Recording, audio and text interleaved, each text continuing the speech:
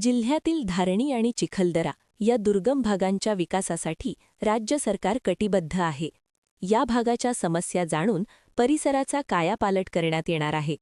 प्रामुख्याने मेळघाटातील सुविधा, सुरक्षेवर भर देणार आहे, असे गृहराज्यमंत्री पंकज भोयर यांनी सांगितले. आज डॉक्टर भोयर यांनी धारणी येथील पोलीस स्टेशनला भेट देऊन पोलीस ठाण्याच्या कामकाजाचा आढावा घेतला. तसेच विविध उपक्रमांची पाहणी केली.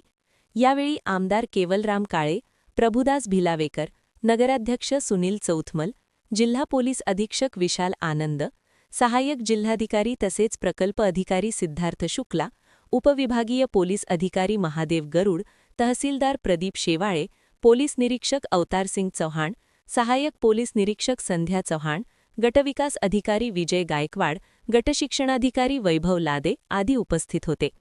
डॉक्टर भोयर यांनी बऱ्याच वर्षांनंतर या आदिवासी बहुल भागाचा दौरा करण्याची संधी मिळाली आहे.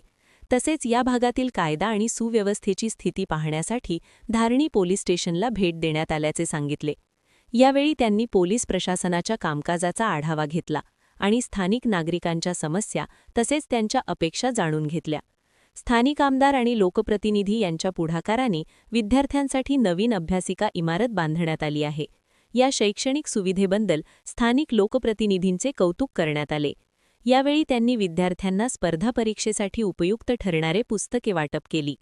दुर्गम भागातील नागरिकांना आवश्यक असणाऱ्या पायाभूत सोयीसुविधा पुरवण्यासाठी सातत्याने प्रयत्न करण्यात येणार आहे.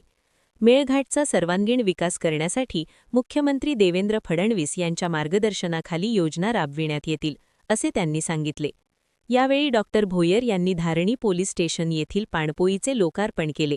तसेच गुन्हे तपास प्रक्रियेला गती देण्यासाठी उपलब्ध करून देण्यात आलेल्या फॉरेन्सिक वाहनाचे उद्घाटन केले.